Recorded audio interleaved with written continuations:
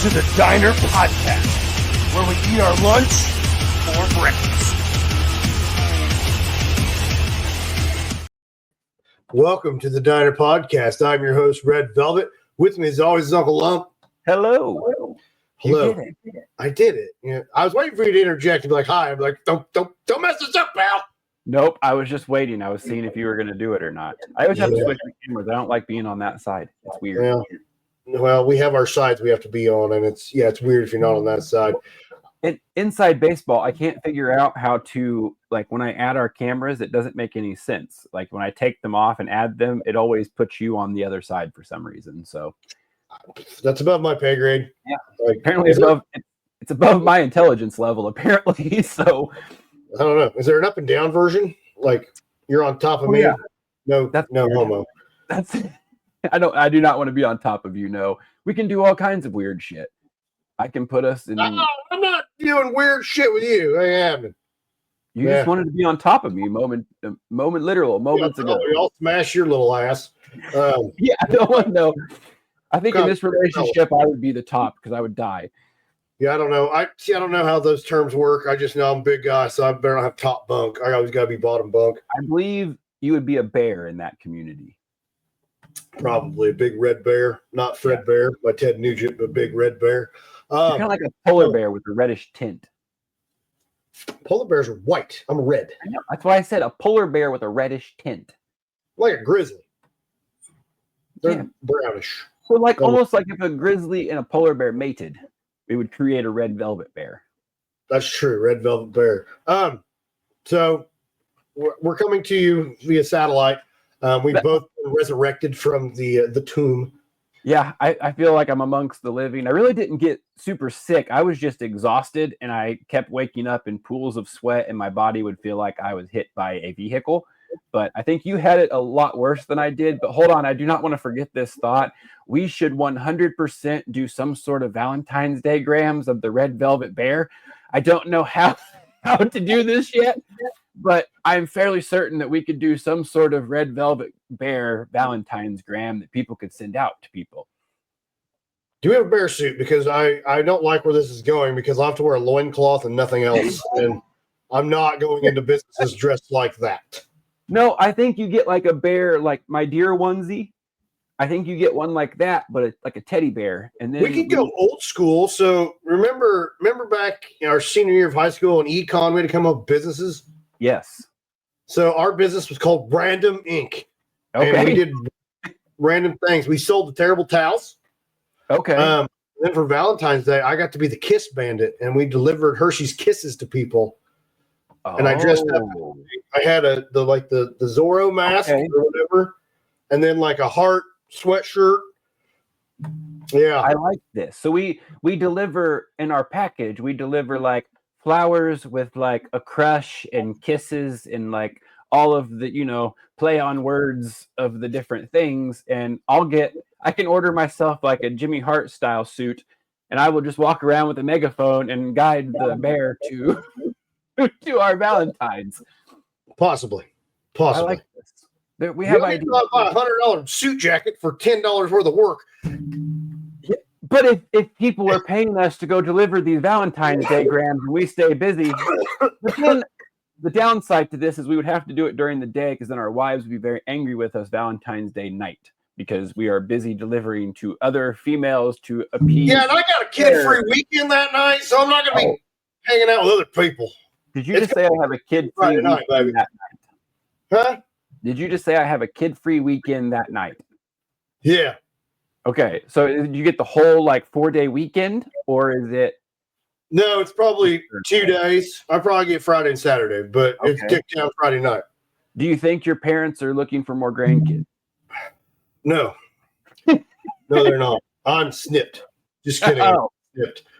But I made that joke right after we had our daughter, and my wife cried. What, that you're snipped? About getting snipped. I made the comment about like, do I just like I can just do it while we're here, and then I'm going to be here for the next couple of days anyway. I might as well just be laid up next to you. And she was like, "Why would you say that?" I'm like, "Oh, I didn't realize that was." I didn't know there was more kids on the table. I thought that was off the table. Yeah, I will say 3 is a handful. 3's a handful. Yeah, Like, see, two can be a handful. It can be a lot at times, and yeah, I don't know that I want to bring a third into the mix. Well, with 2, you're playing man defense. Yes. 3, Yep, you got to go zone, and there's always that free roamer that just you're outnumbered. I've learned on college football, I'm not good at zone. I'm more of a man-to-man kind of team. You must have better recruits than I do because I still have to play zone. What were we getting ready to talk about before I stopped you and went back to the Valentine's Day of you being a red velvet bear? Oh, you're talking about sickness. I thought. Oh yeah. I was down with the sickness. Thought I was having a freaking heart attack on Monday. I don't know what that was about. I had like severe chest pains, and it was on the heart side. And I told my wife, I said, we have to go to the hospital. I think I'm gonna bite the bullet here, baby. We gotta go. And we didn't. I just ate some lunch and toughed it out for a little bit, but we didn't. So was that your choice, or did she go, you're fine, you big pussy? No, just calm down. I'm thinking like the medical bills, and I'm good. I'd rather die on the cheap than have to die with medical bills. So I was like, no, I'm just gonna tough it out here, and we'll go that route. So I did eat some. What did I have that night? Oh, she did go get me Pappy's barbecue yesterday. That was my meal. Got the meatloaf. It's good. Their meatloaf is very good. It's very, very good. I go with the starve out approach whenever I'm sick. The starve out. Yeah, I will just drink liquid IV and water, and I will just not eat. I will fast. I've really cut down on the eating because Monday I had that little thing of tuna, like that little packet you get. I had a packet of tuna. Yeah. Dinner I had the Mexican hamburger helper thing. I had a bowl. And then yesterday I got the Pappy's meatloaf. I only ate the one. You get 2 pieces. I ate the one and a salad. Of course, I choked on a crouton. See, it's going to be the salad that kills you out of all the things. Out of all the things, it'd be the salad crouton because I breathed it in and it flaked and it like went down my throat. And then like my chest pains were hurting because I was hacking up a lung. But it was weird. It was really weird. I don't know. You said you thought it was you. I don't know. I went to a casino last weekend, and oh yeah, there's a lot of people in these places, and there's screens, and they don't sanitize in between touches. So that's a thing I do miss from COVID. Whenever like you had those crews of people that would just like halt everything and just go clean everything for a moment, like you kind of took those things for granted during COVID, I guess, where that was kind of cool, where there was a lot of pointless ones of those too, where you'd be at like a pool or something, and like every 30 minutes you have to get out because they have to de-COVID the pool. I'm really not sure what the whole like. I thought chlorine did that anyway. You would think so, and like, all the people swimming next to each other, that didn't do it, but every 30 minutes you had to get out to. That's true. Social distance or some shit. I don't. No, really that's like my. That was my first trip going to the casino. Like, time. So what did you think? Well, on not actually planning on going and ending up there, it was okay. I mean, I did when I had a job, I had to work at the casino a lot, like locating the stuff when they were building it. So I feel like I'd already been to the casino and I was sick and tired of being there. So I never I never had an inkling to go gamble like on that stuff. I mean, I've done the FanDuel stuff and lost my ass. So gambling, I just suck at. Like my brother, he's gotten big into sports gambling. He calls me nightly and like he doesn't have live TV, so he's like watching the little mini thing on his phone of like the basketball hoops just showing up. He's like, and he bets. He put in $100, and I think he made 97 bets his first day.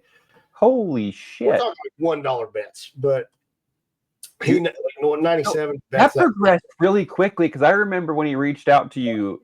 We were like sitting after a podcast or something. I remember him reaching out to you and was like, "Hey, this betting's kind of cool. Like, this is kind of neat. I see why people like this or some kind of thing." And then that progressed very quickly to now he's full blown into it now. Like he hates sports. He doesn't like sports, but he don't mind gambling on it. So last night he's at my parents' house and he's watching the Kentucky game and he goes, "I'm not leaving the house till this game's over." And my dad's like, I have not heard those words said since the 90s.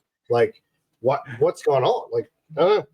But we ended up going there because I went to he's like, his wife and daughter were sick, and he's like, man, I gotta get out of this house. I'm like, well, let's just go to town. We'll go do something. Yeah. He's like, let's go to the casino. I'm like, I'm not going to the casino. I don't want to go. I don't want to go. Because my wife and I, we've never been to the casino. We want to go together. Well, she goes to the casino, you're in trouble. And I'm like, okay. Well, long story short, we went up to the casino. And did you get in trouble? She was like, whatever. It was more of like a just whatever. She goes, I really want to go with you, but it wasn't like I was in the doghouse or anything. But we'll have to do a double date one night, and we'll just go to the casino. Yeah, I'm pretty cheap date though. I went there with $30. Like, and you came out with extra, right? No, we ain't got there yet. We've got a long form storytelling. Oh, okay. I'm so sorry. Well, we get in there and like I said, let's just do a lap because it's bright lights, shit. I want to scope out the land because we're also supposed to eat dinner there. And he goes, where do you want to go? I go, well, let's just see what's here. I said, I've never been here. Let's just wander around. Of course, see like 25 people, and of course you do. Well, he goes, I'm buying dinner. I'm like, deal, you're buying dinner. What are we getting here? So we were like looking at and the menu, at least the restaurants I looked at, they weren't bad. No, not at all. They were pretty comparable. Now the steakhouse I never found, so I don't know what it looks like, but we were walking around and there's a lot of slot machines. And the whole time I was like, I want to play craps. And I'm like, well, I'm just not. Do you know how to play craps, or is it just because I just want to throw the dice and be done? That's all I want to do. So hold on, we got time out for a second. So what was your game plan?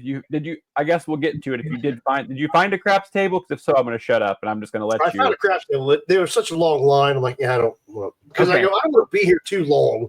Because what usually happens when you go out with my brother, well, no matter what time you go out, you don't leave until it's closed down. So I'm like, I don't want to be here. We used to go to bars at noon and leave at fucking 3 a.m. So compared to our demeanor is when we're ready to go, I'm leaving. I'm done and I'm going home. Exactly. That's why I was like, okay, I got to be in and out. We're wandering around meeting people and talking to people, and they're like, I go, where do you even get started here? Like, where's this? They need a tutorial. We're giving one right now. This has turned into a review of the casino. I ran into Jeremy Eisen, and he goes, hey, you got to go up there and get a player's card or something. I'm like, all right, cool. He goes, you take the card, you go over to this thing, you spin this wheel, and you get free money. Oh, okay. I did not know that. You can also just walk up and put cash into the machine. Yeah, but I wanted the free money. I got a free $10. Oh, that's not bad. We I walked over, like we scoured around. I'm like, let's just try something. Put my card in there, use my $10 like that. Got my voucher for $1.25. So then we're wandering around. We find the electronic roulette because I couldn't find a real roulette table. So we're like, let's just try this. And I put my voucher in and I'm just playing. I'm losing I do good and then lose bad, that bad. Dusty's he's killing. What machine did you pick? The electronic roulette. Okay. Oh, so you did get to play. So did you play the one where you're just you're sitting in it, there's bar stools almost, and you have kind of the board in front of you? That's what we played on. I really enjoyed that. It was okay. I bet red a lot, and then I started getting ballsy, and I'm like, give me red 13 or 13 24. Yeah, I do good, and then all of a sudden it'll be like, because Dusty's sitting here looking at the algorithm. He's checking, and I go, I don't know how to do that. I just want to hit the button. That's all I want to do. It's all just random as shit anyway. Did I tell you when I randomly won $100 and some on that? No. So I was sitting there. It was the second, maybe the first time we went there. First or second time. We've only been 2 or 3 times to it. And I sat down at the table and we were doing the same thing, just doing red, black. We'd do maybe $1 or 50 cents on a number, whatever.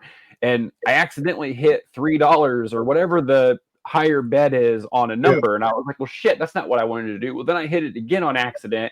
And I was like, fuck. And I hit it again on a third time, and then it went. So I had bet $9 on the number. Well, then the number hit. So I ended up winning 140 something, I think is what it was. I would have left right then and there. Yeah, I think we ended up leaving. We were still $100 over after the night was over.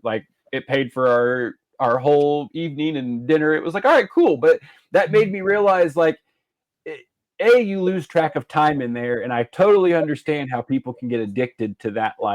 Oh, look, especially if you go in and win quickly, like we both have, where you like you almost like accidentally hit something, or you see people like I was watching people hit like 10, 12 grand on different things or slot machines, and you get that like, ooh, okay, like I can pull the lever, and but what you don't see is that person has went through like $600 and now they finally hit like that's, and I don't have that type of balls, I don't believe. I think the odds are like anybody that wins big is usually they're like, oh, I won 10 grand.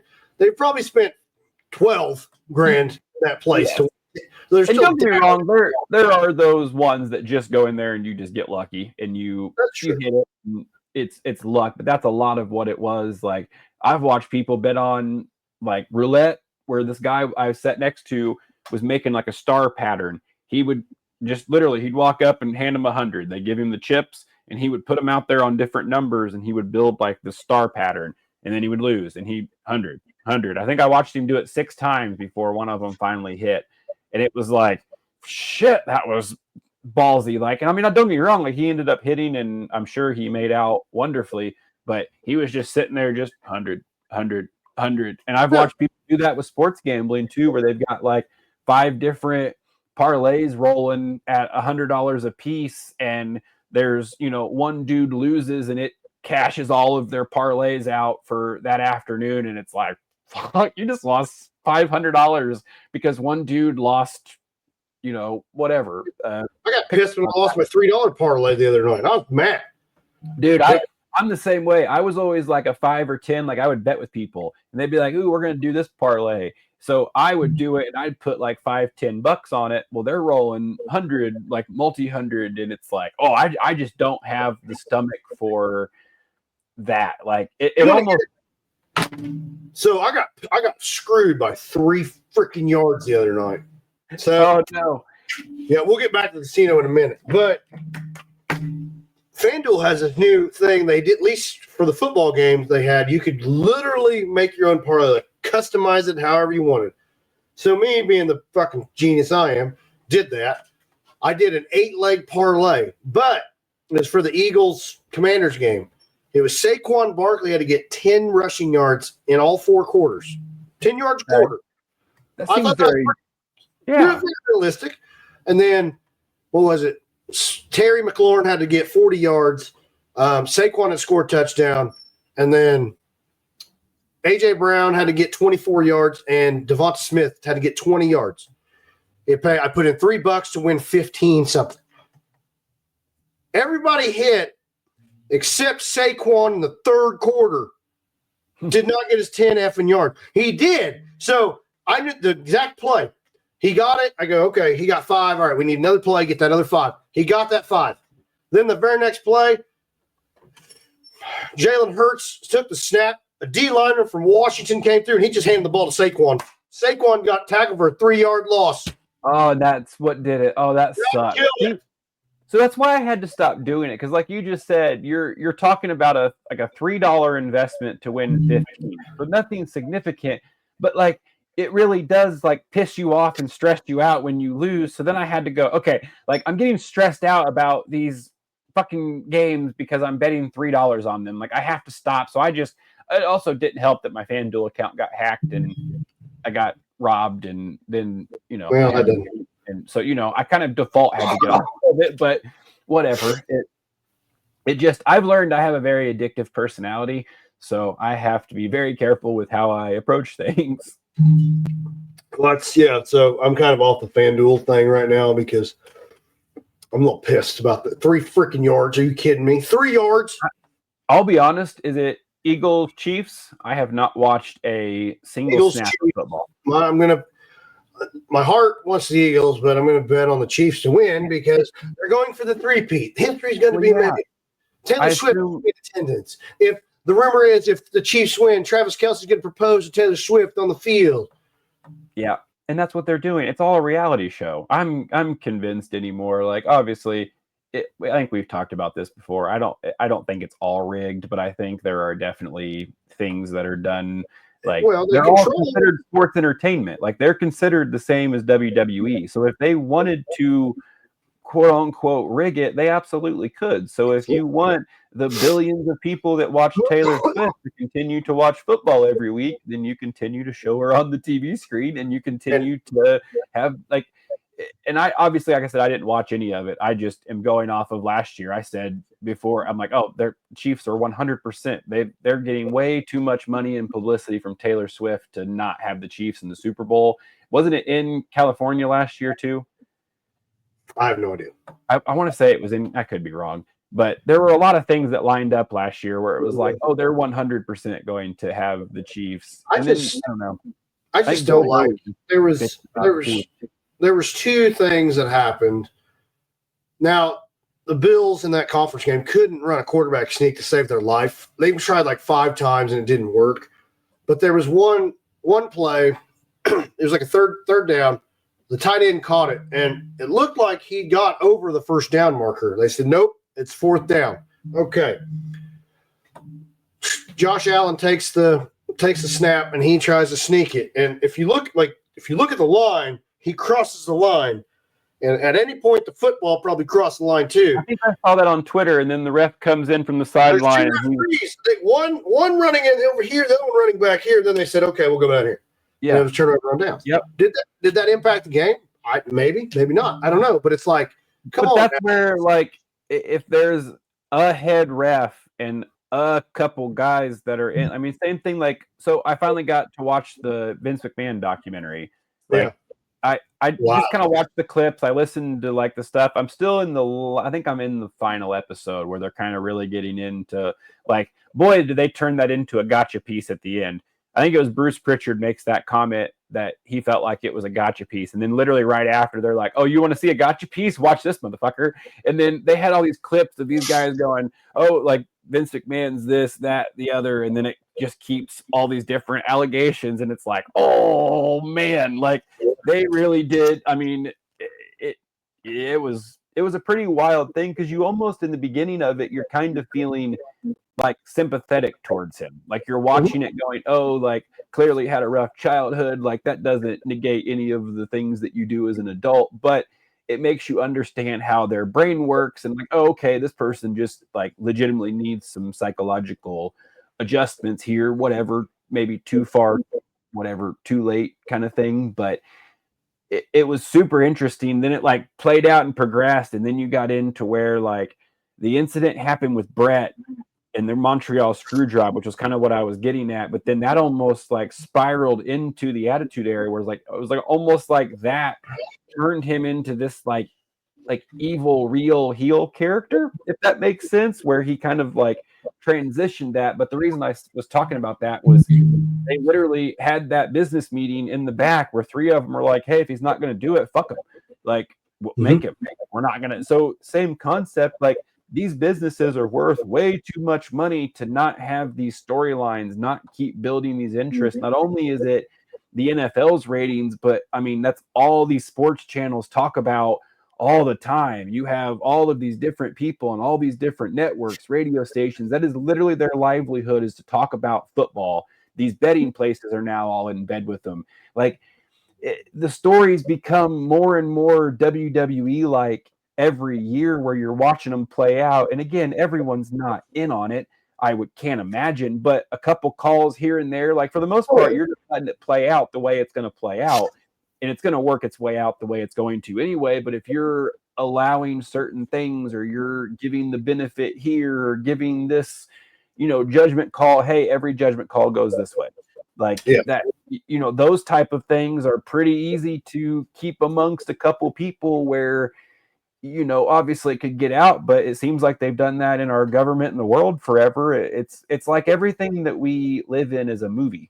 It's like everyone's adapted this WWE thing where, like, as a society, we're learning, oh my God, it's all like WWE. Like, I don't think it's all like that. Like, clearly these guys are incredibly athletic. Like, it's not those types of things, but you can manipulate the calls. You can manipulate whatever, and hey, this is the way this has to go, like business wise, once you get to this level. And there's certain things you can't control, like the same thing with WWE. They didn't want Daniel Bryan to be a champion, but the crowd wanted it, and okay, well, fuck. So I assume there are those like underlying scenarios, but it just, I don't know. The more it plays out, the more it's like, wow, this stuff seems like there's definitely like that professional wrestling-esque to it. Yeah. The best part in this whole thing was I saw a clip. This is when the Bills beat the Chiefs in the regular season.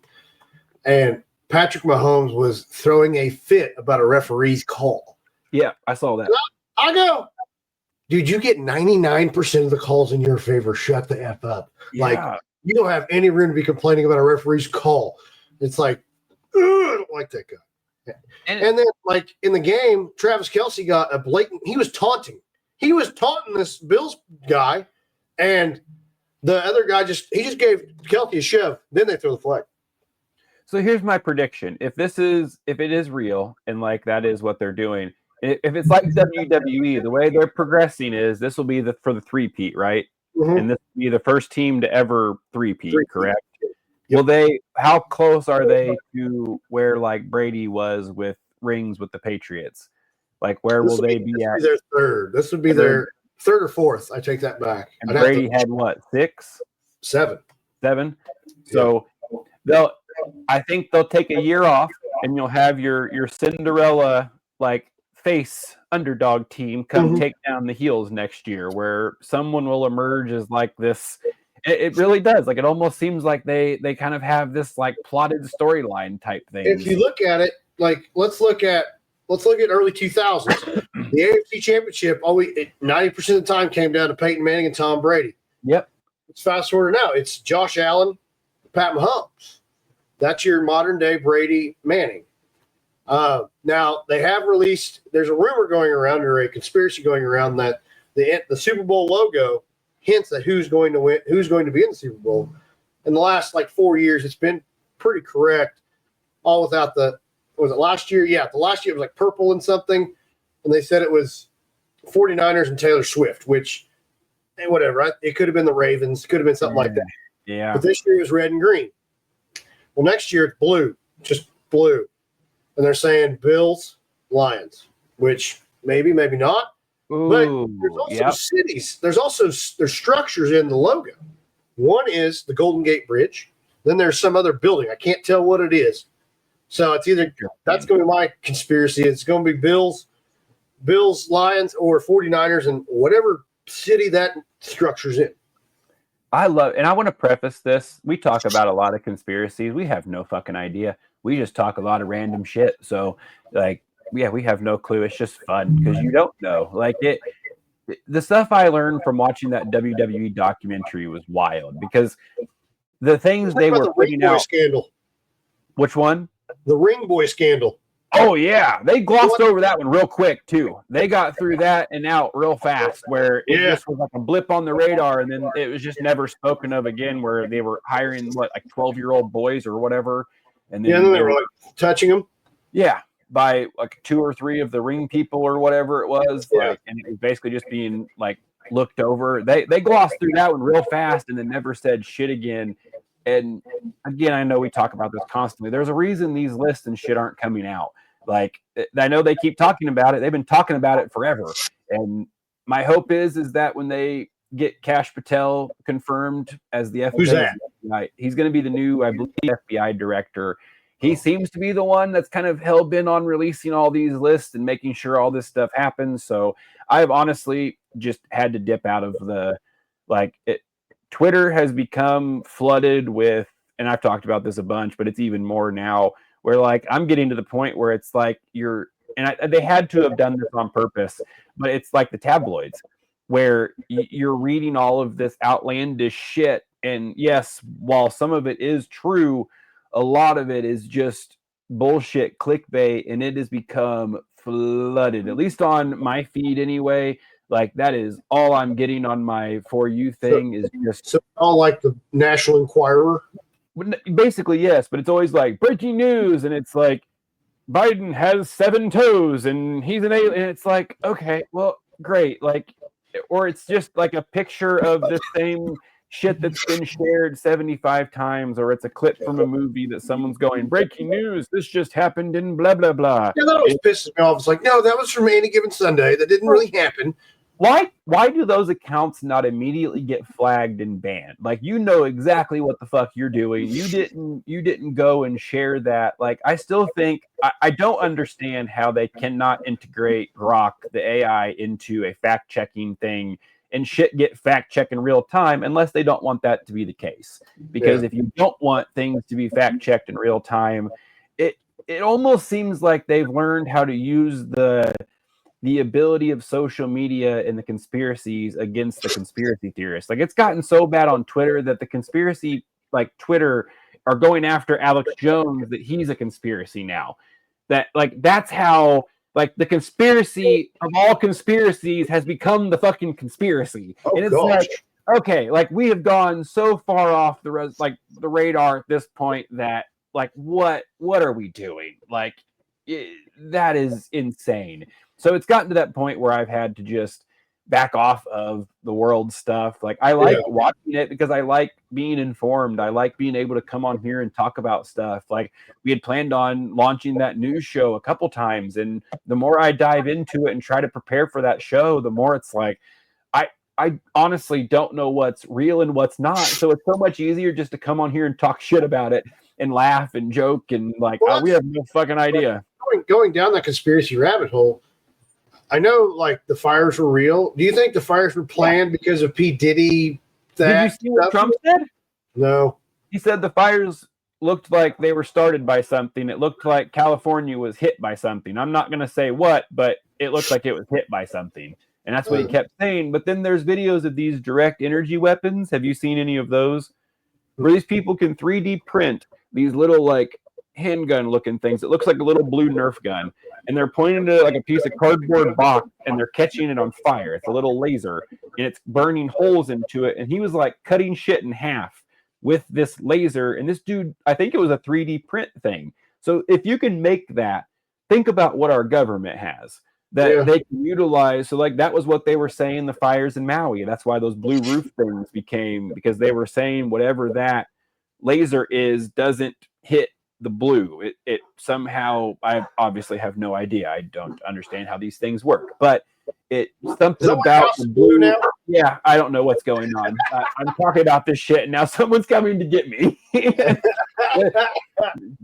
there might be government agents at my door currently waiting on me, but my dogs are not thrilled about whatever it is. Well, it might be ice. Huh? Might be ice. Yeah, fair point. Yikes! That was interesting. Well, you're talking about the government, then your dog starts going bonkers? No, what the comment you just made. Yeah, well, yeah, so full transparency, like, for those who don't know, my wife is of Hispanic descent. So with all this shit going on, I mean, it makes me think, my children, they gotta go through some shit that I never had to go through, like with the, I don't know what you call it, name calling or something like that. And I tried to, my girls, they look more like me, but they're still Hispanic, and my son looks more like his mother. He came home the other day, and I was fucking pissed, like furious, because he left out the important details just to get me fired up. But he goes, so to give some, like, obviously there has been an influx of illegal immigration in the world, and that is like a whole big fighting topic in world news is the immigration. They're doing, like, mass deportations and all, like, it's wild. Like, there's just tons of wild shit. And I guess, I want to clarify before you get into this that I'm not saying that any of these things are like a conspiracy, as in, like, the fires are not real or any of those things. When I talked about that on the last podcast, I was talking about the news cycle, how the ADD brain, where it's just like, it gets talked about for a day and then it's on to the next thing. Like, I get on Twitter now and there's not a stitch of anything about the Epstein or Diddy files. There's maybe one post about the fires in California, these people in North Carolina. I am starting to see more and more.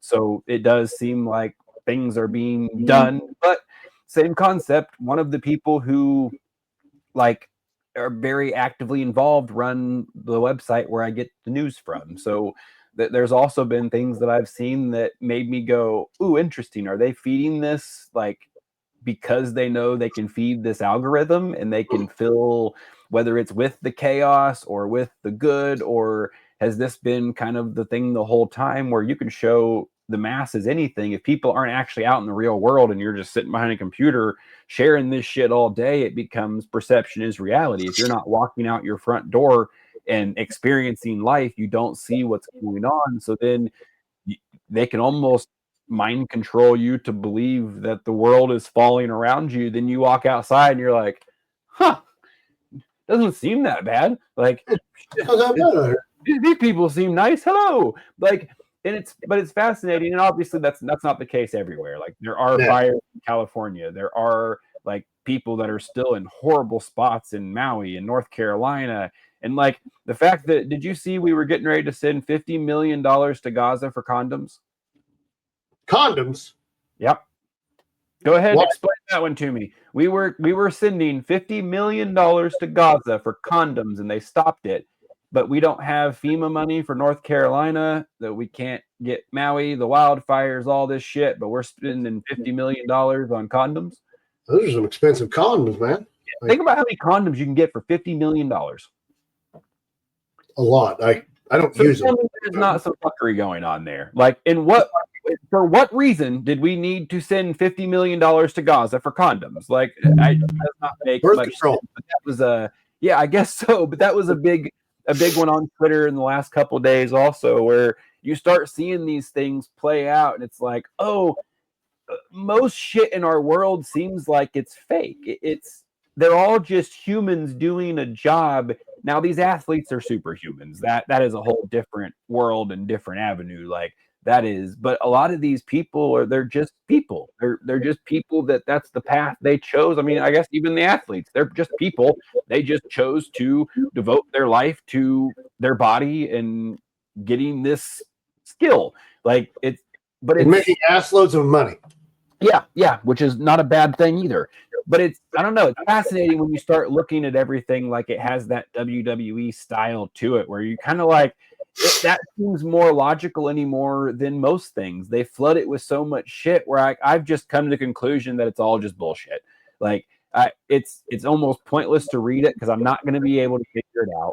You can look at it as much as you want. You can go on there and find anything about any opinion you have, and you can prove yourself right. I am convinced that if you want to be right about something, you can go on there and prove yourself right, because you're going to find articles that are right on what you're thinking, what you're saying, whatever.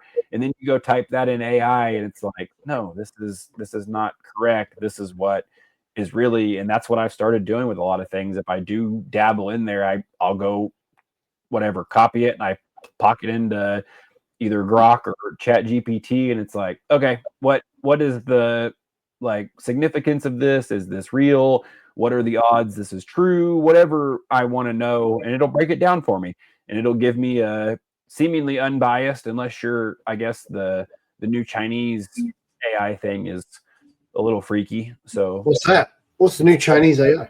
DeepSeek. I love that it's DeepSeek, very close to deep fake, but I'm pretty sure it's called DeepSeek or something along those lines. But I was reading something, I think it was yesterday, that said it in real time. It asked it about I forget what it was, but the answers were Genghis Khan and someone else. Well, then it immediately deleted the answer. And so then it asked it again, and it said, it's something completely different. And it said, well, what about your answer previously of Genghis Khan and I think it was Mayo? And it was like, it basically was like, I never gave those answers. And then it asked it another question, and it said about, like, I think it was was it Taiwan or Thailand, whichever one China's trying to acquire. I can't remember which one it is, one of those two. But essentially it asked it why they should be acquired or not, and it said, we believe they should be under the control of whatever China because of this. But it was like very, very biased kind of like thing. Artificial intelligence with an agenda. Gotcha. Yeah, which I've seen that with like the Google and like Facebook AI and those kind of things, where there's a lot of bias, where we saw that with trying to make AI pictures, where certain celebrities and certain things, you have to go like a crazy roundabout way to get them. But then on Grok, you can just type it and it's like, yep, here you go. Here's your picture. And it's based off of like certain celebrities and certain things. I have one. I'm going to show you. It's crazy. But this is also shout out to Dalton Rohr. He was the inspiration. Inspiration. I got to find it here. All right. For those, good old LeBron and Diddy. Yep. For those who don't know, that is LeBron James kissing P. Diddy on. And I assume you made that on Grok. Yeah, that was on Grok. So, and I think it was Canva we were on that we had to like type out things that described the person. Mm-hmm. Like, say you wanted Donald Trump, you had to go, describe what president he was, former host of The Apprentice, or literally whatever you could to give it information of who this was and then what you wanted the picture to be. And you could kind of go around it and get it that way. But it's crazy that like they're being taught certain things. So like if you ask it certain questions, it'll tell you it's not allowed to answer it, and it's like, well, hold on, why can you not tell me that? Or weirdly at certain times it'll go, oh, sorry, cannot generate a response. But then other times it gives me things where I'm like, oh shit, I might get a visit for my questioning of AI. Oh boy. I've went down some rabbit holes with it. I like to talk to it like a person, and I'll just ask it. So like that's where I'll get down crazy rabbit holes with conspiracies, because I'll find one on Twitter or whatever that interests me, where I'm like, ooh, okay, there seems to be some dots connecting here. So I'll ask whatever that original question. Well, then it'll give me this big answer. Well, then that will spawn another 10 questions that I have where I'm like, okay, well, if this, and this happened, what about this, and this? And how does this connect with this, and this? And it literally goes, oh, that's interesting. And it will like dissect it for you and tell you how these things intertwine and how they intersect, who could be involved, why they would be involved, how they would profit from it. And it's like, oh shit, I'm going to die. I should probably not do this. Love to talk to you. You've asked if they've not whacked that Ian Carroll yet for all of his, which now he's become a conspiracy too. That's always like he's not real, or basically that they keep saying these people are like government plants now. So like Alex Jones, this Ian Carroll, these people who have always been like, now all of a sudden they're clones or they're not real people and they're just government plants that seem to show up out of nowhere. It's fascinating. It was all after he went after Elon Musk about Israel. When he went after Elon Musk about Israel, that was when all was this before or after his salute? That was before, way before. His salute came a little after. Okay, I didn't know about the timelines. Yikes! Yeah, that was very ill planned. That's why Twitter's turned on those guys. Seems to have gone away. The news cycle is going right now. I think you could do just about anything on Twitter and it'll get washed away in 24 hours. If you just don't talk about it and don't like, I'm convinced that if these people are doing all this shit, they're being instructed to shut the fuck up. Because every time they talk about it or people get defensive, it skyrockets and people start losing their shit and going after them. And if you're just quiet, the ADD brain attaches on to the new news cycle of whatever the next executive order Trump puts out or the next issue in Israel or Gaza or wherever else you want to talk about. And there's just so much going on. You can't, like, our brains are for sure not equipped to handle all of this information. Like, there are probably seven. No, it's when I get on Grok, and like this has been a few weeks ago. I was like looking at like historical dynasties almost. Like the Roman Empire. Okay. I was going from like the earliest to the latest, trying to figure it out, and there was so much to read, and I'm like, and I'm like, just give me the next one. And then, the name. All right, cool. Give me the next. And I was like, it got to a point. I'm like, I'm tired of reading. Yeah. And I don't know if you're like me, but I struggle with I try to retain it all. So then if I don't get it, I go back and I'll reread it. So then by the end of it, I'm fucking exhausted because I've read it 10 times. So then I've gotten to the point now where I skim through. I read the things and I retain what I'm going to retain. I'm very quick to call bullshit on things or like swipe through the UFO stuff at this point. Like I think it's a cop out. I think what they said about it being approved by the FAA and that this was done for research purposes is horseshit. It doesn't make any sense. I don't know. I guess it could be, but there was a lot of weirdness happening. And obviously, too, you also don't know what's real and what's fake on Twitter as far as what was actually being seen and what wasn't, because they flooded it with 80,000 things. So if it was just, a handful of drones going over, but I heard, I think it was Mark Normand on the newest Protect Our Park said he was in New Jersey at one point and like they saw them and they were fucking huge. They were like the size of cars flying over and they couldn't be detected on radar, but they're going to tell you what they want to tell you always, and they can get away with it because like the same thing we learned with WWE, they held that forever as like they still hold the behind the scenes stuff very, very tight vested. Like you get to see what they want you to see. WWE, even their backstage shit, they've learned to use it as angles. Like they've learned to show you quote unquote backstage things, but you're not seeing the real backstage shit. You're seeing what they want you to see, and they're playing that now as part of the show. Like that's not like they're obviously, I'm sure some of it's legit and real, but it's almost a reality TV thing where they learn that they can utilize that portion of the business. They can still protect it. They can still show you certain things, but they're not showing you the actual things. They're not showing you these guys, doing what they do, breaking down the match or how they're wanting to do things or what they're looking for. Hey, if it goes this way, let's do this. They did that a little bit on the McMahon documentary because it wasn't a WWE thing.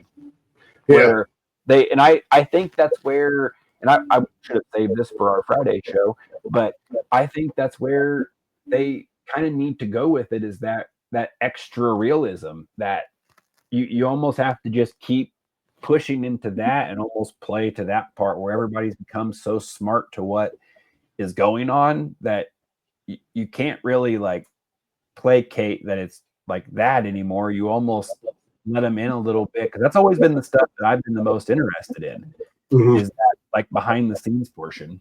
Oh, absolutely. Like behind the scenes, like those, even what videos we got from Rob the other day. I mean, those were very nice. The behind the scenes one was really cool. I just, it's like they're going to be accepting to the boys, And I think I was going to actually ask you about this, and we'll just talk about it on here. I think we send that to one or two of them and say, hey, does this expose anything that we're not supposed to be exposing? Because I really enjoyed that part. Like that was one of my favorite ones that he did, because it was cool to see. Like, and I'm super excited to see what else he puts together, because it was fun watching just the little bit that he's toyed around with and given to us. Like, I don't know, it's really cool to see that behind the scenes of like what goes into putting all of that stuff together, like what goes into the show. And I think they're almost missing out on that, showing what like work goes into all this shit. Like it is, you show up and that shit's just there, like that, it's just there, and these guys go out there and make it look so easy. But then you see that video I sent on Facebook of that JD McDonough doing the backflip into his head getting fucking collapsed off of an announce table. Like they're real people putting their bodies on the line, doing this stuff, and it's insane. Like they make it look so natural and robotic when they're doing it that you forget that they're real humans, and that like it's not automatic that they're not going to climb up that top rope and just fucking header it off of that damn thing. Yeah, no, not at all. Not at all. That's what I assume I'd do if I climbed up to the top rope. I'd just slip face first off and I'd just header whatever 10 foot down to my face. You wouldn't bounce real easy. No, it would. I've tried that once. It didn't go well. Hey, did you know, though, you got a birthday present from the Chicago Bears? Did you know this? No. What did they give me? They signed Olin Kreutz as their offensive line coach. Okay. They've actually not done bad with their coaching, it seems like. It's going to depend on the McCaskies, though. It depends on how much of a hand they have in all this stuff, because you can hire all of the right people, but if it's still because you're idiots and you're the ones that have your hands in the stuff that's causing the problems. Because it seems every time shit happens, from what little bit I can honestly tell you, I don't know.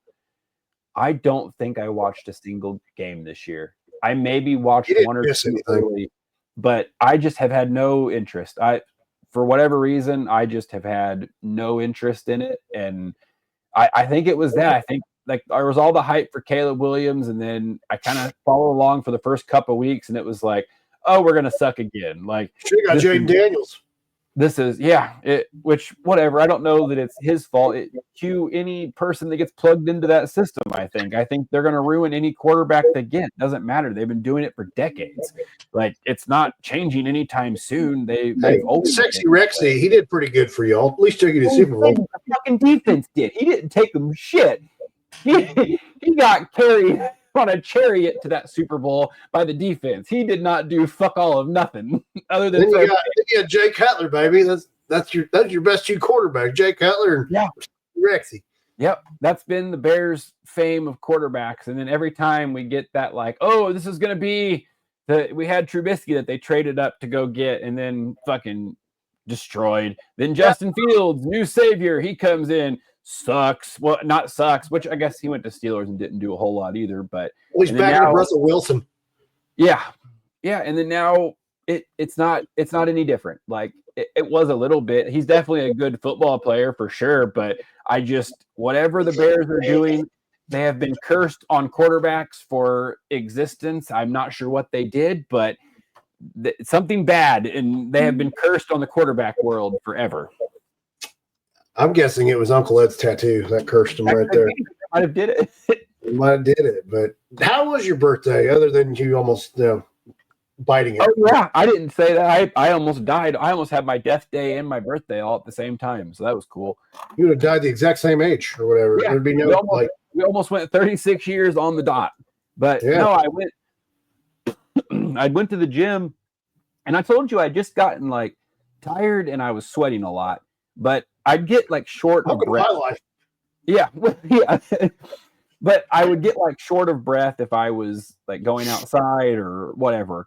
And I went to the gym and I was in the shower, and I don't know if it was the steam or what, but I got super overheated, and I was like, oh fuck, I'm going to pass out. So I sat down in hopes that like I would be able to kind of just like get myself whatever back together. That did not happen. It made it worse. So then I was like, all right, got to get back up. So I got myself back up, turned the water cold, and that did not help. That immediately sent even more panic. So then I was like, all right, I literally cannot breathe. So I got out, and I literally just laid down on my bathroom floor and with a towel as my pillow. And then I just opened the door until I finally caught my breath. And I'm like, well, that was very unexpected. I'm apparently getting old, and now I have to worry about, staying in the sauna too long and then dying in the shower. So you're on downward slope 40, man. You got to take care of yourself. Yeah. Who would have thought 36 was that, which I did stay in the sauna like way longer than normal. And I worked out very, very hard because I had eaten like shit for a couple of days. And it was one of those where I started like craving pop and stuff again. And I'm like, oh, hell no. Like I'm not getting back into that where I have to go break all these cravings again. Fuck that. So Sunday I went to the gym and went after it and kind of got back on my routine and my diet. And I've been pretty steady ever since. And I haven't had any problems ever since. But other than that, my birthday was wonderful. I went to the gym, I took a shower, and did fuck all of nothing for most of the day and hung out with my wife and children and got some food. And yeah, it was, I enjoy just checking the fuck out of life at times where I just get to like take a break, like just take a breather and not worry about having to like check emails or message people or answer the phone. Like I need that mental break. And that was kind of like my birthday present to myself. Was like, all right, we're gonna take it easy today, have a good time, and just fucking relax. What'd you eat for dinner? Mario's. And then I fucking dropped half of it on the floor. So, there were a lot of down parts to the birthday, but I'm a big fan. I do the 2 tacos, and then you get an enchilada and like a chili con queso or something. I don't know.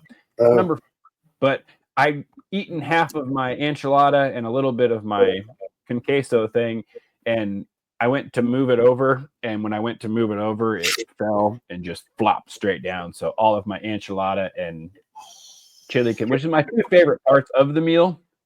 So that was quite disappointing, but it was, it was just the universe telling my fat ass to stop eating. Oh, well, but it's your birthday. You can eat like that on your birthday. It's allowed. That was literally the only thing I ate on my birthday. I was going back to like, fuck it. I'm not even going to like celebrate with food because I have fallen off the rails and I'm eating like dog shit. And then last night, my kid had wrestling and we were on the way home and we grabbed Subway. And then this morning it felt like my stomach's going to explode. So that was great. Subway, eat fresh. Yeah. When did Subway, I think I saw a meme that said this one time, but how did they trick us into like a loaf of bread is healthy?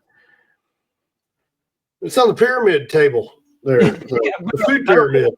You're supposed to eat, that's the base. You're supposed to eat a lot of grain.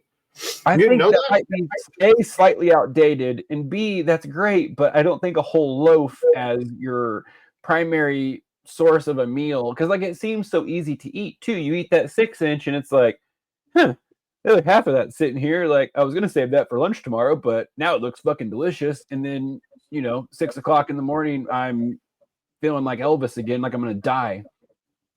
I used to eat 2 footlongs at a time. I don't need to know about your sexual history. Hey, you're talking about I know. That's why I don't go to Subway anymore. I can't handle the footlongs. It's the PTSD. If I can handle the footlongs, I just get hungry in an hour because Subway sucks. It's because it's not real food. I'm convinced. Like we've talked about this before. It was like cheeseburgers. If you have a homemade cheeseburger and you eat like one big ass homemade cheeseburger compared to one McDonald's cheeseburger, you're gonna. I mean, I feel like I could eat 2 or 3 McDonald's cheeseburgers to one homemade cheeseburger, if that makes sense. I'm eating 3 no matter what. Another homemade McDonald's. That's just me, though. But you don't get fuller on one more. Like if you ate 3 McDonald's hamburgers compared to like if I made you 3 hamburgers right now, you wouldn't feel a difference, you don't think? No, because normally what I would do, whenever we do these cookouts, we'd have hamburgers and hot dogs. I'd eat 3 hamburgers and 3 hot dogs. Plus, 3 plates of food. It'd be 2 and 2. Well, shit, it might be 6. Think about that. There's 2 and 2. 2 and 2. I should have asked you though. You're an anomaly. You don't count.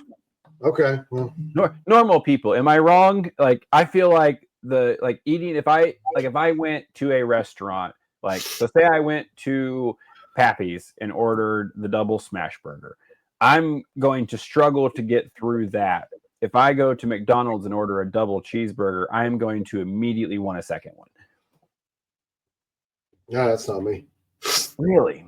That might just be my addictive personality. But I feel like with me, I think I eat more at home because there's seconds. I can go back for more. When I'm at a meal at a restaurant, I got to pay again. I'm like, I'm full. I'm good. Yeah, I'm good. Let's get out of here. Interesting. Yeah, I feel like if I go to like a mom and pop style or like a homemade style restaurant and you get a burger compared to like a fast food burger, the fullness that I get is not the same. Like I would have to order 2 cheeseburgers from McDonald's to like, all right, I'm good. To where like if I went to the cheeseburgers from McDonald's are like this big. They're not real big. Have you not listened to fuck all of anything I've said this whole time? That's what I'm talking about. Is like the difference between their cheeseburger compared to like an actual it just doesn't. It's not filling, and I feel like it immediately makes you want more. Yeah, but like I think it'd be interesting to do it would kill us, but do like a hamburger or plain cheeseburger eating competition to see how many of those types of cheeseburgers you could eat, because I feel like they would go down very, very quickly until eventually the poison would ball up in your stomach and kill you. You're proposing this on a down day of me eating. I can't eat like I once was. I'm sick for 2 days. But you're as good once as you ever were. I ain't eating jack right now. I'm fucking. That's we good. have a bowl of shredded wheat today. It's really good. Ooh, I haven't had. So they have one called Kashi, I think. The hell is that? So it's shredded wheat, like the squares, but it has like raspberry inside of it. Is that Body by Vi shit? No, it's just a cereal. I don't know. Hold on. I'm going to look it up and I'm going to pull it up on my screen. Wasn't that pyramid thing, Body by V or Visalis? Maybe. No, this is like a real, like, this isn't like a fad cereal. This is like a real cereal. They're like, if you buy the cereal that costs $75 a bag, it's equivalent to cost you that's $5 a bag, but you should buy this because it's better and I'll make a commission. They tried getting me on that shit, and I go, I ain't buying it. I just bought an animal. A lot of them are. Yeah, well, I had to go. I was trying to be a supportive family member, and I went to the spiel, and I'd already just spent $50 on an animal pack. That's when it was $50. I don't know what it costs now, but they're like, "Are you going to sign up?" I go, "Nah, dog. I just got an animal pack. I should be good." And they're like, "Ugh." I'm like, "Is it even around anymore?" What, Body by Vi? No, the animal pack things. Oh, I don't know. I mean, Animal's a supplement company. I would assume so. Do you know BSN's not around anymore? Or at least the, like they didn't have any at GNC when we were in the mall the other day. Really? I walked in there. We were just looking around to see. I did not see a single BSN product in there. What was that pre-workout BSN had? Explode. No Explode. That was it. Yeah. But that was that coffee cereal. But yeah, I didn't see a single BSN product in GNC at all anymore. Oh, I haven't been to GNC is next door to my wife's store, and I have not been in there. I go down the road, around the corner, Sycamore Sips. Man, talk to Ian. Okay. We gotta get you back in the gym. I'm kind of coming to terms. I don't need to work out anymore. I just need to exercise. I love that you did the look back and forth no, fuck off. No, leave me alone. I did at a peak performance gym last Thursday. I walked on the treadmill for a mile. Well, there you go. I didn't talk to anybody. I just fucking went. I didn't see anybody. I just walked, opened the door, turned it, and went on treadmill and just fucking minding my own business. Yep. That's good though.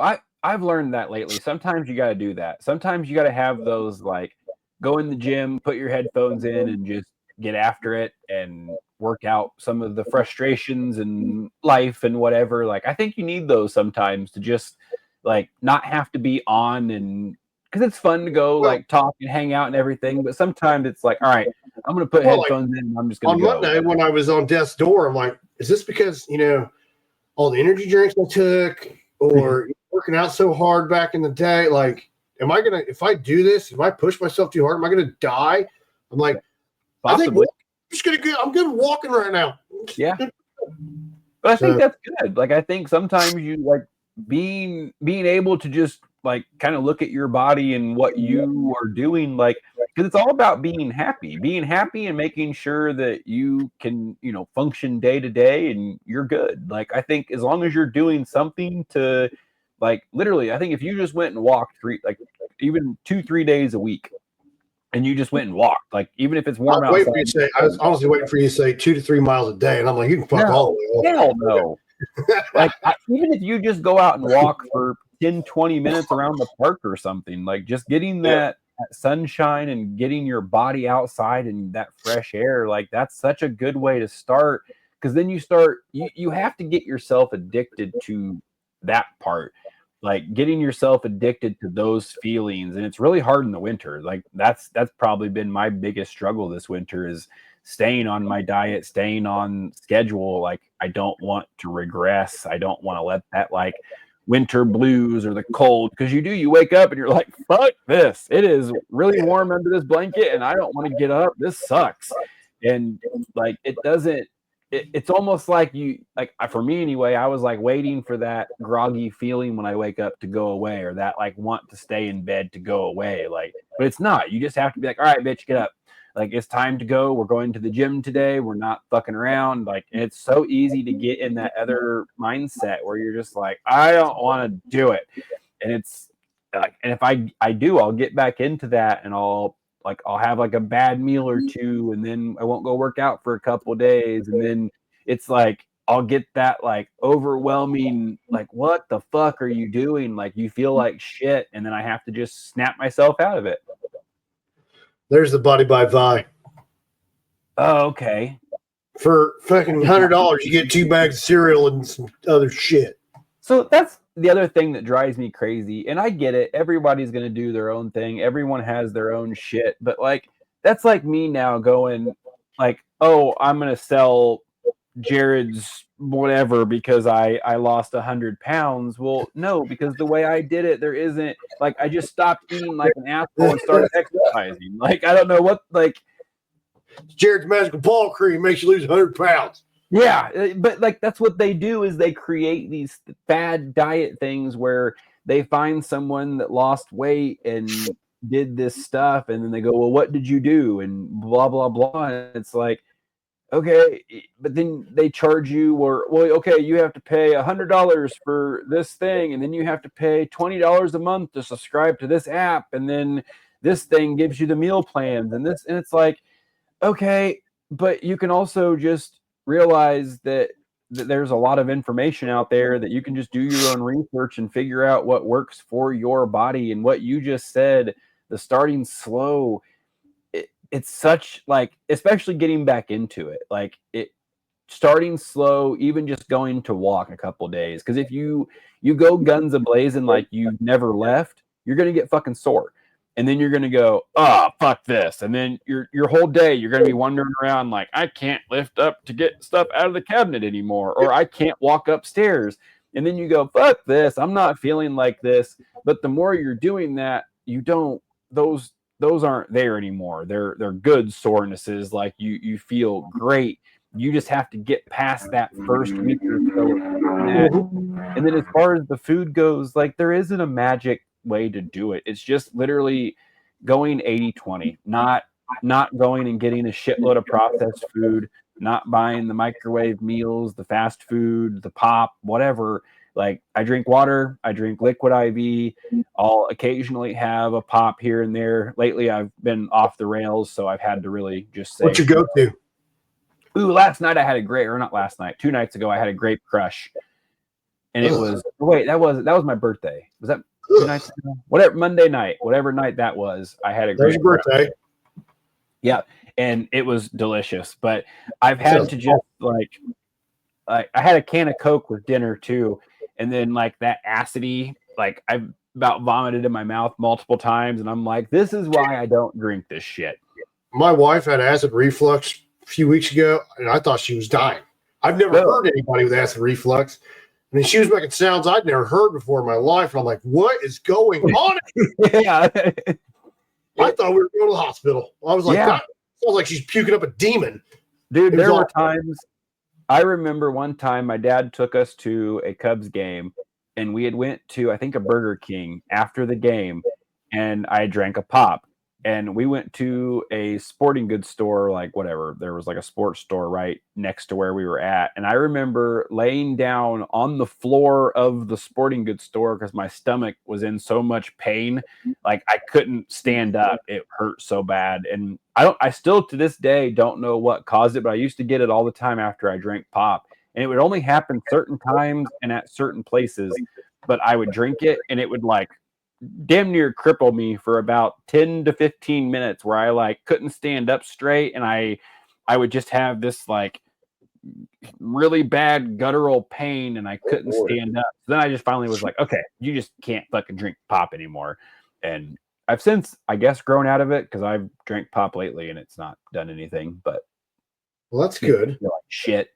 You don't want to. I haven't had pop for a while, but I haven't had shit in a while. So. It's so addicting.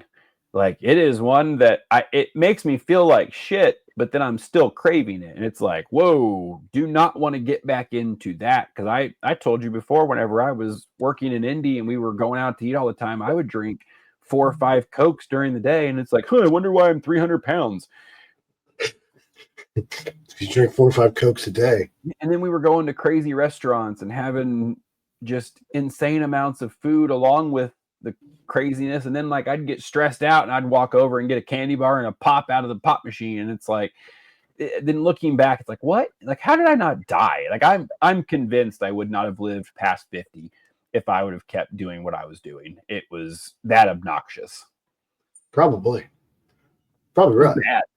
I did not realize that it was like as bad as it was. I essentially just completely let go of all parameters and was like, fuck it, do whatever you want.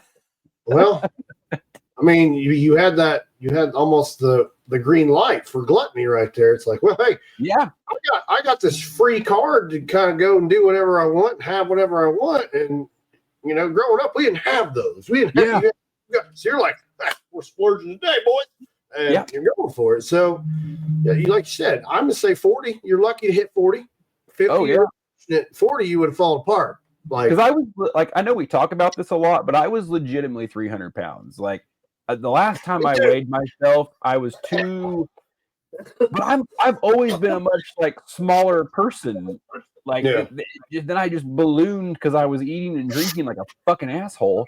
But I was legitimately I had to have been up to at least 3 because I got up, I know at 285 because I went to the doctor for something and I weighed myself and was like I think it was 287 because it was one of those where it was like, I saw it and was like, oh my God, I am that close to 300. Like but then I left there and was like, fuck it. And I don't think I ever did anything to fix it. So I'm positive I went another 6 months to a year without doing anything. So I never weighed myself again after that. So I always go off of about the 300 range, but you're only 13 pounds away. So I'm guessing you eventually. So like I said, nothing changed. I was eating and drinking and I know how quick I put on weight now. So my assumption. I gained 9 pounds less than a week, a few weeks ago. Yeah. I think I'm back up to like 195, but I fluctuate right around there. The 180 to 195 range is pretty standard. As long as I don't get myself back over the 200 mark, I'm good. I went from 306 to 315 in less than like 6 days. Yeah, it's so easy. Well, because you start like, especially if you're eating like the crazy food, it goes on so fast and it's so fucking heavy you don't realize it. But then like when you're eating healthy all the time and then you definitely notice. And it's like, oh, And like I've said before, I like to do that because then you go, oh yeah, dummy, this is why we don't do this anymore. Whenever you're having those Elvis moments trying not to die on the shitter, it's like, oh yeah, hey, dummy, this is why we don't eat these things anymore. Can't do that. You're going to feel like shit. I will say, yesterday, while being sick, I still had a nice healthy dump. Like, that's good. It was solid and it was big. I don't take pictures, but it wasn't picture worthy. I'm really happy that you've grown out of that. I mean, you don't send a shit. Oh, I still do from time to time, but they got to be like record breakers. Well, I'm glad that you've curbed that. The one thing about being sick is I don't shower too much. Like, I've showered once in 3 days. I'm sure your wife's super appreciative. I don't sleep in the same room with her right now. I sleep on the couch. Yeah. And I'm like, I took a shower last night and I proceeded to sweat for 2 hours afterwards. So I was like, well, that was a waste. Yeah, because then you get out and you're just as hot and it's like you can't get away from the heat. It wasn't a bad thing. I probably needed to sweat a little bit, but it was just like, I'm sitting there just buckets. Yep. The worst is when you wake up and you're like mid-sleep and your blankets are wet and it's cold and you're like you have to make that decision. Like, okay, do I get up and do I switch the blanket out or do I just like throw the hoodie up and roll over and just... Is that from sweat or pee? Sweat. Well, I didn't piss the bed. I didn't know. No, usually I'm sweaty, so then I just have to swap the blankets and I'm soaking wet. And it's like, oh, this sucks. Let's get a towel. But I sweat like that in the sauna too, which makes it does. It's gross. It doesn't make any sense. It seems like I have something wrong with me, but you might. I think you could do a podcast in the sauna. I don't think the equipment would hold up. Fair point. We could probably record on the phones. I did a promo in the sauna, but it's only a minute long. So yeah, they'd eventually overheat because that's what happens every time I'm in a sauna. Yeah, fair point. I sit there for. It was. I may go sit in the sauna this afternoon where it's nice and sweat out all your shit. It was definitely getting hot once I was getting out of there this morning. It was not super hot this morning, but I would guess this time you'll die. Well, normally the girls have basketball practice today, and I'm there for 2 hours. That's if I go. I feel up to it. But I usually walk for I won't say 2 hours. I walk for a good hour. And then I attempt to go sit in the sauna and then go watch basketball. But I don't think we have anything tonight. I gotta go pick up my kid here in a little bit. But other than that, I don't think I have shit. You got wrestling tomorrow. Yep. That's become my new favorite sport. It's because you don't know shit about it. Nope, I don't know anything about it. There's a lot of action, and it was very well officiated, very well coached, and it was like super organized and fast. Like one finish, the next one's out there. They're rocking, and It's pretty good. Huh? It's pretty efficient. It's like it was like when we went to AEW and they were doing those matches. Like that's pretty much what it was like the whole time, and it was really fun. Have you been to a tournament yet? Nope. This was the first meet. Fair. Okay. All right. Yeah. This was like an hour and a half affair, and it was wonderful. It was pretty cool. Oh, yeah, they're quick like that, and then you don't know what the hell's going on. You just see slamming and throwing, and it's pretty cool. A lot of children throwing other children around, and I expect because the way Kai's age group felt, I got to see Big Dev throwing kids. Oh yeah. Well, he got disqualified so many times because he threw so hard. He's so strong. Yeah. And you're talking 7th grade, and he just mollywhopping dudes. Oh, there was a few times where I was watching it, and I'm like, oh my, like that's not good. Yeah. It's wild, but it was fun. It was very fast-paced and entertaining, and yeah, I'm excited to get to watch it a bunch. Oh yeah, it's a good time. Definitely a good time. So I just heard my daughter about to be home. So yeah, I just heard my daughter scream, so she is home. Do we want to hit our sponsors and wrap this thing up? Let's hit our sponsors. Thank you to our gold sponsors for letting us do what we do. Pappy's Barbecue, meet, eat, repeat. RJ's Formal Wear, they have sweet suits.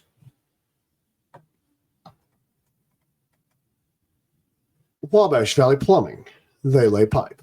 The people on audio are like, why is he going so slow? I have a video screen, that's why.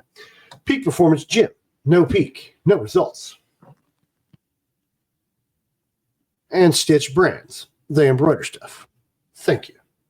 Great job. Hey, could turn my announcer voice on. You did great. Slight with a cold. But that was an easy one. We haven't talked for 5 days, so this was very simple. Yeah, well, I was fighting for my life on Monday, so we do what we got to do. Yeah, because we got a big day on Saturday, and I got to be healthy. Yep. Well, and sometimes I feel like you need a break from me. Everyone deserves that. Well, that's what Saturday and Sunday's for. You need a break from my ass. Not this weekend. Deal with me all weekend. And then I was just like on death's door for 2 days. So I'm like I'm on the stoop right now, working my way out. Well, I'm happy you're back, sir. I've been in the same world, so glad to be back. All right. Well, we're out of here. Keep pushing. Love you. Love you.